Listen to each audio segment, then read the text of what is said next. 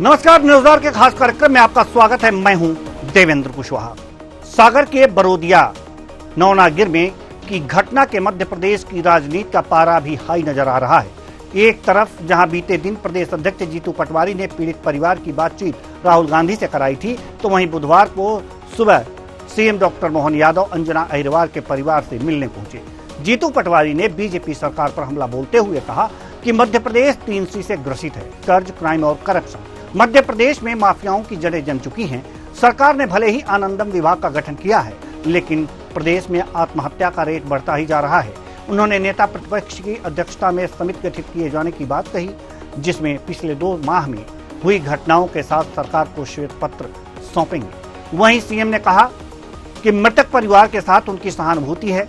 पीड़ित परिवार से मुलाकात के दौरान परिवार की सुरक्षा और आरोपियों को जल्दी से जल्दी सख्त सजा दिलाने की बात कही है। सीएम गांव में ही पुलिस चौकी खोलने के भी निर्देश दिए। उन्होंने पीड़ित परिवार से हर संभव मदद का वादा भी किया।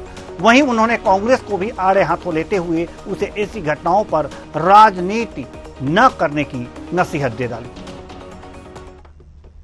सागर हत्याकांड के स्वर भारी, कांग्रेस को मिला मुद्दा, सियासत जारी। चाचा भतीजे की मौत, गरमाई सियासत। जीतू पटवारी के बाद सीएम मोहन पहुंचे बरोदिया नौनगिर में। सीएम ने कहा सागर घटना की नहीं होगी सीबीआई जांच। कांग्रेस की मांग को सीएम ने किया खारिज। कहा ये तो विपक्ष है, विपक्ष करेगा जांच समिति गठित। जीतू पटवारी बोले एमपी 3C से ग्रसित, कर्ज, क्राइम और करप्शन। एमपी में माफियाओं की जड़ें जम चुकी हैं। कर तो रहे भाई साहब, कर तो रहे हैं। परिवारों के साथ मैंने कहा कि यहाँ बाकी लोगों ने कहा कि यहाँ बार-बार देखना पड़ेगा, पुलिस छुट्टी का इंतजाम कर दें और पुलिस प्रबंधन ऐसा करेंगे दोबारा ऐसी घटना न हो। और परिवार के बड़े बूढ़ों की दृष्टि से भी इस बारे में कोई ऐसा विश्वास खड़ा करा जाएगा कि आखिर ये जान माल की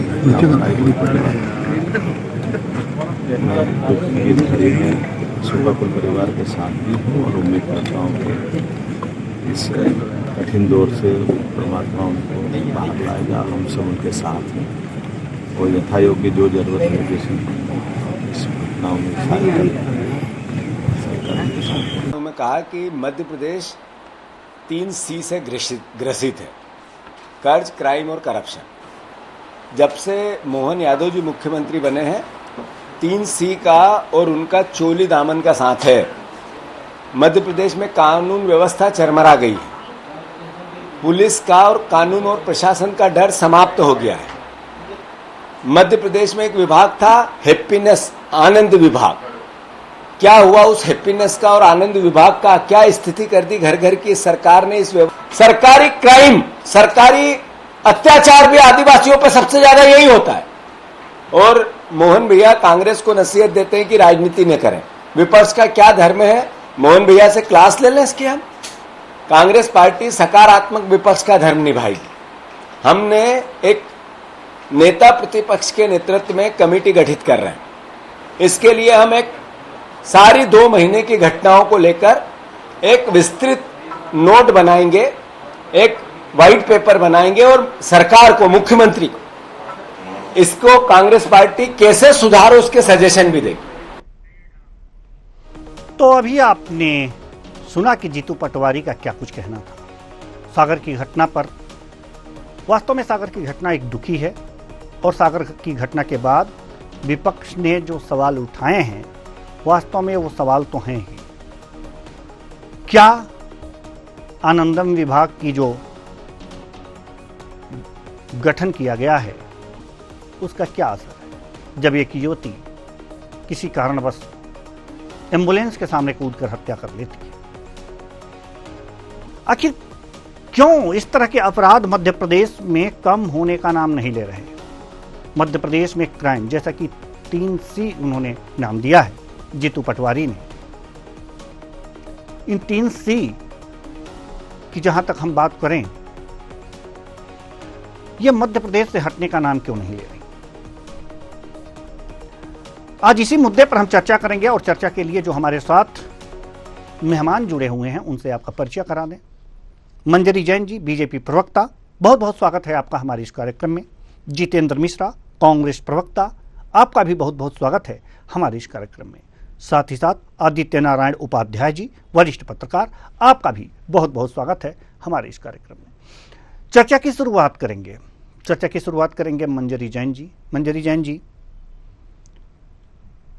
मध्य प्रदेश में वास्तव में अगर जो देखा जाए तो पिछले कुछ दिनों से 10 या 15 दिन मान लीजिए, कुछ क्राइम के ग्राफ लगातार बढ़े हैं।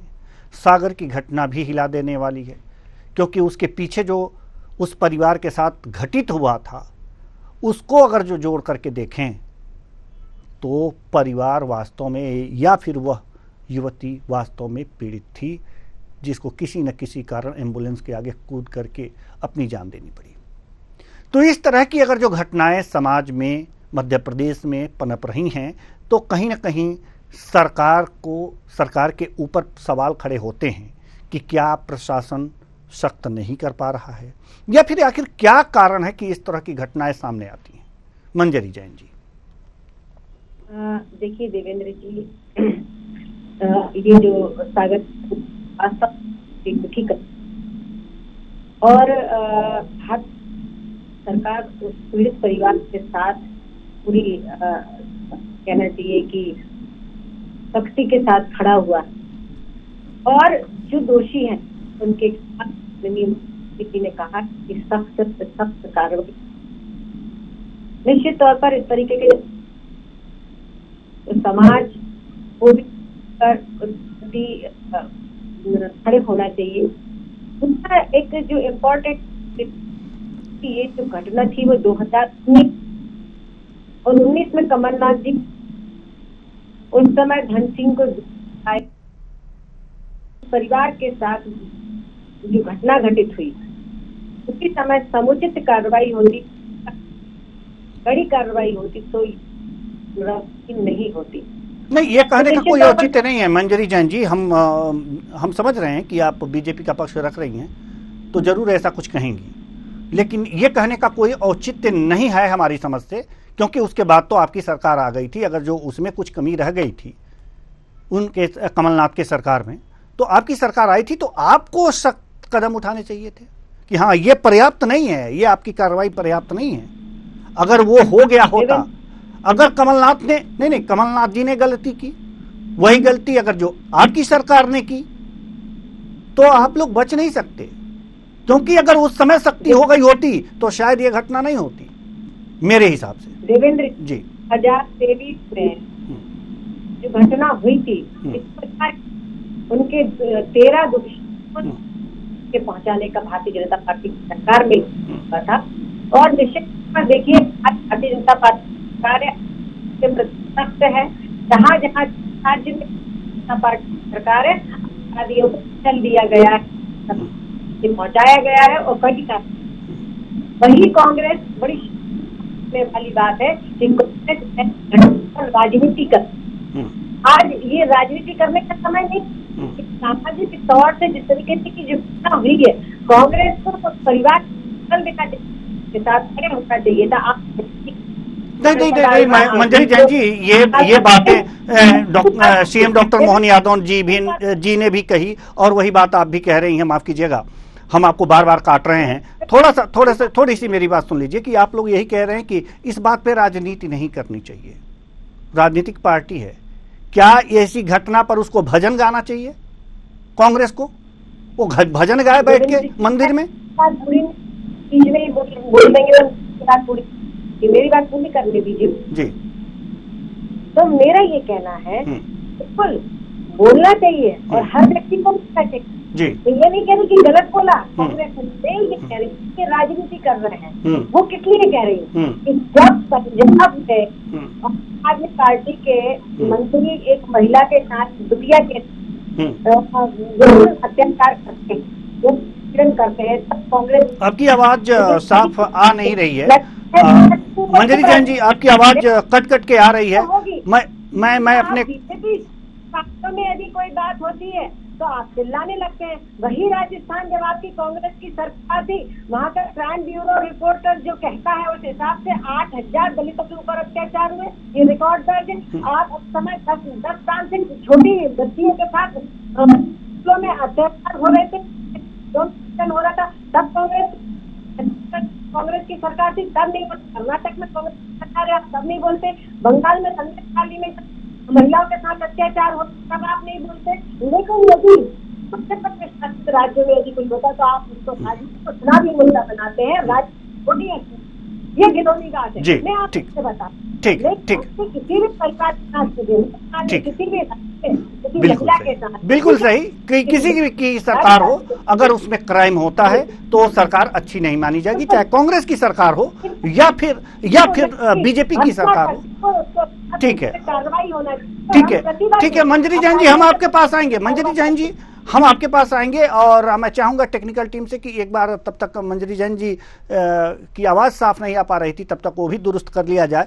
अगला सवाल हम जितेंद्र मिश्रा जी से करेंगे। जितेंद्र मिश्रा जी, चिल्लाते तो आप लोग बहुत हैं, क्राइम क्राइम क्राइम, राजनीतिक दल हैं आप, विपक्ष हैं, चिल्लाना भी चाहिए, आपका हक है, राजनीति होनी भी चाहिए, आपका हक है।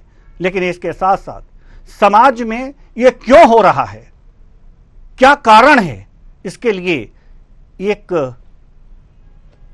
सामाजिक संगठन के रूप में जो आपका राजनीतिक संगठन है, इसके लिए कुछ समाज सेवा भी कर देनी चाहिए।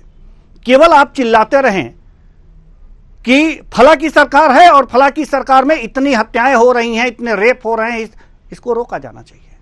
लेकिन आपको भी समझना चाहिए कि ये एक सामाजिक समस्या है, सामाजिक विकृति है, और इसको दूर करने के लिए विपक्ष को भी काम करना चाहिए। हालांकि आप चिल्लाते रहिए, चिल्लाना भी जरूरी है क्योंकि सरकार की भी जिम्मेदारी है। ये आप काम बखूबी कर रहे हैं, लेकिन क्या आप ये समाज सही दिशा में जा पाए, सही संस्कार मिल पाए, इसके लिए कांग्रेस कुछ सामाजिक काम भी करती है, सिर्फ राजनीतिक काम करती है? देवेंद्र जी, जी आवाज आ रही है आपको? जी बिल्कुल, आपकी आवाज बिल्कुल साफ आ रही है। मंजरी जी की आवाज मुझे नहीं मिली है जी, उन्होंने क्या कहा मुझे सुनाई नहीं दिया। कोई बात नहीं, मेरे सवाल का जवाब। मेरा ये कहना है कि जिस दिन से भारतीय जनता पार्टी की सरकार बनी है और मोहन यादव मध्य प्रदेश के मुख्यमंत्री बने, हमने सबसे पहले उनसे कहा कि हम सकारात्मक विपक्ष की भूमिका निभाएंगे जी, आपको सुझाव देंगे, सलाह देंगे, और जहां आपकी सरकार गलती करेगी वहां उसकी आलोचना करेंगे। ये पहला काम हमने किया था विपक्ष पे बैठने के पहले। आज ये बताइए, आदिवासी के ऊपर पेशाब कर दिया जाता है, दलित को 10 फीट गड्ढे पे दफन कर दिया जाता है, जिंदा दफन करके मार दिया जाता है। इसके बाद आप देखिए आज क्या हुआ। आज गुना में आदिवासी को शराब को पेशाब पिलाई गई, जूते की माला डाली गई। सागर में क्या हुआ, आपने देखा किस तरीके से हत्याकांड को अंजाम दिया गया, और ये अचानक नहीं हुआ, लगातार धमकियां मिल रही थी, सरकार के कानों पे धूल लगी। अगर हम इसका विरोध करते हैं, अगर हम उस पीड़ित परिवार के घर जाते हैं तो हमारे ऊपर सियासत का प्रकट। अगर पीड़ित परिवार से मिलना तो उसके लिए न्याय मांगना सियासत है, तो मोहन यादव जी ये सियासत हम रोजाना करेंगे। अब देखिए आप, ये सरकार में माफिया की तेज से हामी पर कि एक राज्य मंत्री को अपने क्षेत्र में ये कहना पड़ा कि माफियाओं के डेरे उठ जाने चाहिए, नहीं मैं जन आंदोलन करूंगा। इसका मतलब सरकार का एक बात बुलंद नहीं है, सरकार के हाथ में कानून मुंह देख करके काम किए जा रहे। मध्य प्रदेश में माफिया मोहन सरकार में तेजी से पसा रहा, दवा माफिया, मध्याह्न भोजन माफिया, गणवेश माफिया, और अभी आपने नर्सिंग घोटाले को सुना। क्या मंत्री की जानकारी के बिना ऐसा हो सकता है कि नर्सिंग कॉलेज चल जाए, बीएड डीएड कॉलेज चल जाए, एक खाते पे 4-4 कॉलेजों को मान्यता मिल जाए।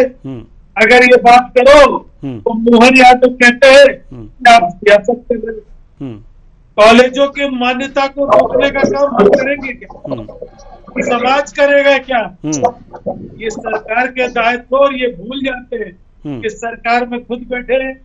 आप देखिए, हम लगातार बता रहे थे कि व्यापक का घोटाला, ई टेंडरिंग का घोटाला, 50 घोटाले हुए। आज हमारी बात साबित होती दिख रही कि नहीं दिख रही है? ठीक है, हम आपके पास आएंगे, लेकिन एक सवाल का जवाब आपने नहीं दिया। लेकिन बहुत देर से हमारे वरिष्ठ पत्रकार आदित्य नारायण उपाध्याय जी दोनों मेहमानों को सुन रहे थे। बड़ी देर बाद हम आए, इसके लिए क्षमा चाहते हैं। आदित्य नारायण उपाध्याय जी, क्या आपको लगता है कि जो मोहन सरकार आई है इसके बाद कुछ क्राइम ग्राफ बढ़े हैं, या फिर चुनाव के कारण एक क्राइम ग्राफ बढ़े हुए हैं क्योंकि प्रशासन कहीं और उसका ध्यान हो गया है तब जाकर के ये बढ़े हैं, और फिर चुनाव के बाद पुनः अपनी स्थिति में आ जाएगा? कारण क्या है?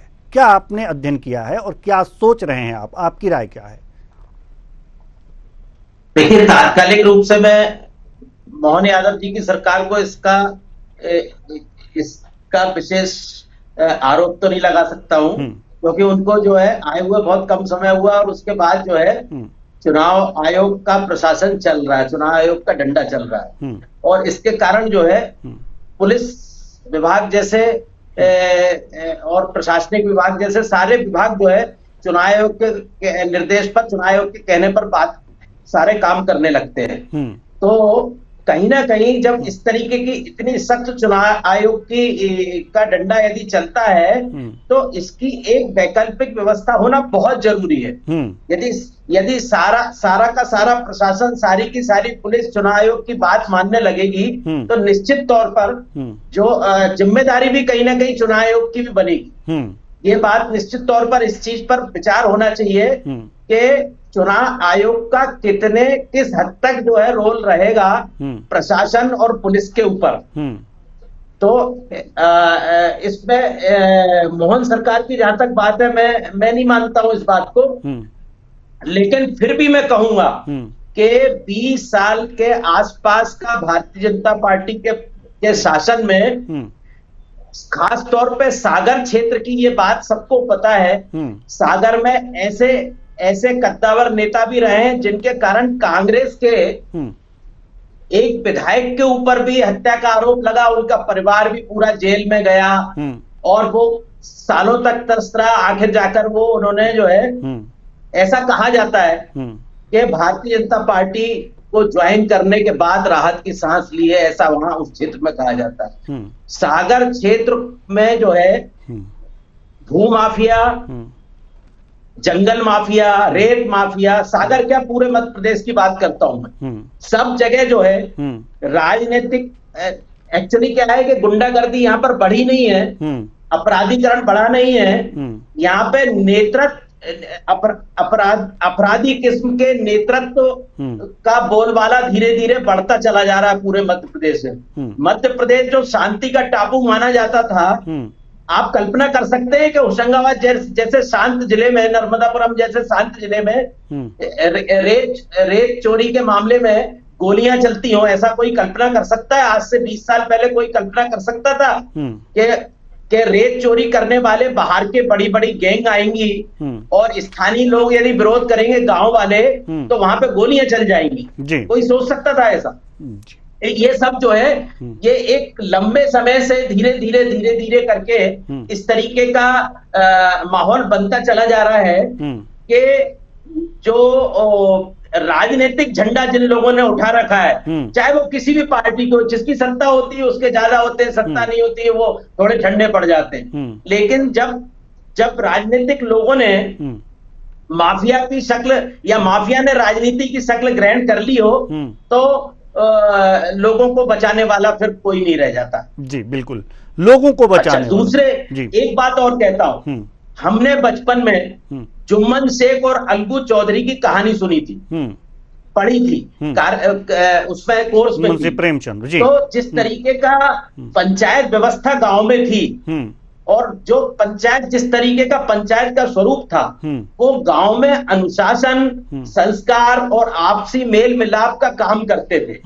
अब राजनीति ये वही है कि राजनीति के सर्वोच्च स्तर से धर्म के नाम पर बांटने की कोशिश होती है, जाति के नाम पर बांटने की कोशिश होती है, और वही चुनाव प्रक्रिया यदि ऊपर से नीचे तक जाकर के सबसे निचले स्तर पर ग्राम पंचायत में भी वही चुनाव प्रक्रिया यदि रहेगी, तो निश्चित तौर पर समाज को आपस में बांटने का काम जो है इस प्रक्रिया ने जो है समाज को गांव तक, इस बांटने की प्रक्रिया को गांव तक पहुंचा दिया है।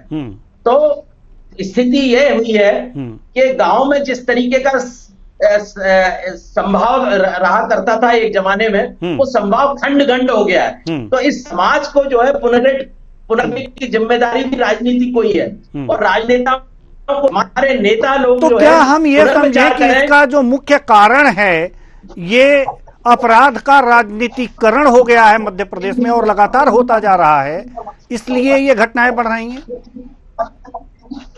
दोनों बातें हैं, अपराध का राजनीतिकरण हुआ है और राजनीति ने अपने नेत स्वार्थ के लिए समाज को जो है टुकड़ों टुकड़ों में बांट दिया है जी। और इस कदर बांट दिया है कि हम कल्पना नहीं कर सकते हम अपने पड़ोसी में कैसा व्यवहार करेंगे, हमको मालूम नहीं है पड़ोसी हमारे साथ कैसा व्यवहार करेगा जी। बिल्कुल, वो पड़ोसी बनकर आएगा या किसी जाति विशेष का व्यक्ति बनकर आएगा हमारे पास, कभी किसी धर्म विशेष का व्यक्ति बनकर हमारे पास आएगा, आधी रात को कब क्या होने वाला है किसी को पता नहीं है।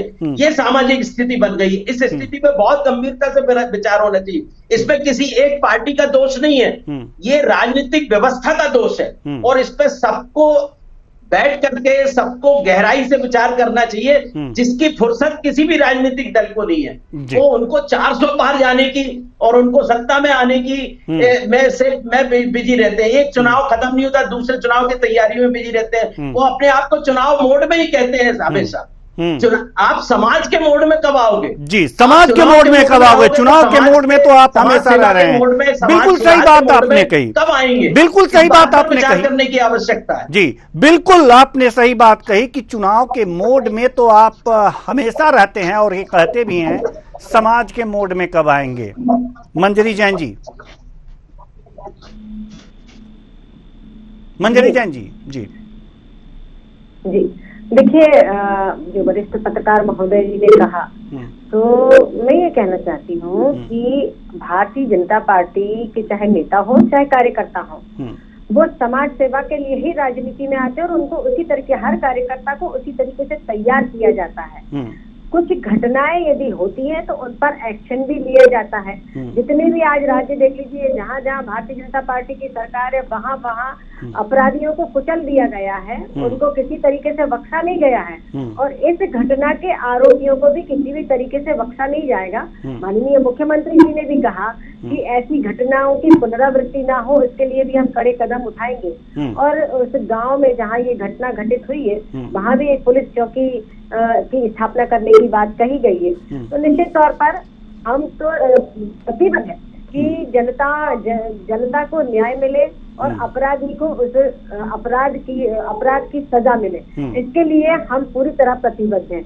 और ये जो घटनाक्रम हुआ, तो मैं इसका थोड़ा सा ये भी बताना चाहती हूँ कि 2019 में जब ये घटनाक्रम हुआ, दिग्विजय सिंह जी गए थे और राखी बंधवाने का वादा करके आए थे, उसके बाद उन्होंने उसकी सुध नहीं ली। तो मैं वही बार बार आपसे कहना चाहती हूँ कि इसको अगर राजनीतिक मुद्दा बनाया जा रहा है तो सिर्फ कांग्रेस के द्वारा राजनीतिक रोटियां सेकने के लिए, इनको महिलाओं के दुख दर्द से, दलित के दुख दर्द से कोई मतलब नहीं है। आप देखिए, राजस्थान में एक युवक को जूते में पानी भरकर, कांग्रेस शासनकाल की बात कर रही हूँ, जूते में पानी भरकर उसको पिलाया जाता है, शराब की बोतल में पेशाब भर के पिलाई जाती है, महिलाओं को नग्न करके घुमाया जाता है। संदेश खाली की ये बात नहीं करेंगे, पंजाब में हुए अपराध की बात नहीं करेंगे, आम आदमी की राज्यसभा सांसद के साथ जो जिस तरीके से घटनाक्रम हुआ उस पर बात नहीं करेंगे। प्रियंका जी बड़े चिल्ला कर बोलती है कि लड़की हूँ, लड़ सकती हूँ, लेकिन इन महिलाओं के लिए ये सड़क पर नहीं आएंगे। कर्नाटक में क्या आ रहा है उसके ऊपर नहीं बोलेंगे, लेकिन मध्य प्रदेश में क्या हो रहा है, बीजेपी शासित राज्यों में क्या हो रहा है, उस पर ये राजनीतिक एजेंडा बनाकर उस पर राजनीतिक रोटियां सेकेंगे। तो मेरा ये कहना है कि विपक्ष की जो भूमिका है वो आप निभाई है, उसके लिए हम मना नहीं कर रहे हैं, उसके लिए तो हम सब मिलकर काम करेंगे यदि कुछ समाज के अंदर घटित होता है तो। लेकिन आप अगर इस दुर्भावना के साथ काम करेंगे कि आपके साथ जो आपके जो गठबंधन में है आम आदमी पार्टी या कांग्रेस या आरजेडी, इनके ऊपर आप कुछ नहीं बोलेंगे, लेकिन यदि बीजेपी शासित राज्यों में कुछ होता है तो उसको राजनीतिक मुद्दा बनाएंगे। तो जो कांग्रेस की दोहरी मानसिकता है, आप दलित की बात करते हैं, नहीं तो ऐसा कुछ कीजिए ना कि इनको मौका ही ना मिले कुछ बोलने का, विपक्ष को कुछ बोलने का मौका ही मत दीजिए। देखिए देवेंद्र जी ये समाज है और समाज में दो तरीके के लोग होते हैं, अच्छे या बुरे। तो मैं ये समझती हूँ बुरे लोगों को सही करने का जो काम होता है वो कानून का होता है, सरकार और प्रशासन का होता है। तो निश्चित तौर पे मैं वही आपसे बार बार कह रही हूँ, सरकार प्रतिबद्ध है कि उन बुरे लोगों को कैसे ठीक किया जाए, उनको कैसे लाइन पर लिया जाए। तो निश्चित तौर पर हम उसके लिए प्रतिबद्ध हैं। मैं बार बार वही कह रही हूँ कि भारतीय जनता पार्टी की सरकार जिन जिन राज्यों में है वहाँ अपराधियों का फन कुचल दिया गया है, उनके प्रति कड़े एक्शन लिए गए हैं। ये तो कांग्रेस के राज में हुआ, अगर फन कुचल दिया गया होता, कड़े एक्शन लिए गए होते की बात आई थी वरिष्ठ पत्रकार, लेकिन वो कड़े एक्शन आपके कुछ खास काम आने वाले नहीं बात की। तो इनकी सरकार में उमंग सिंह सिंघार जी ने दिग्विजय सिंह जी पर आरोप लगाए थे कि ये रिमोट, चलिए उनकी सरकार ही खराब थी। मंजरी जैन जी कांग्रेस की, मंजरी जैन जी उनकी सरकार ही खराब थी, इसीलिए तो 20 साल से बाहर है और 25 साल तक रहेगी।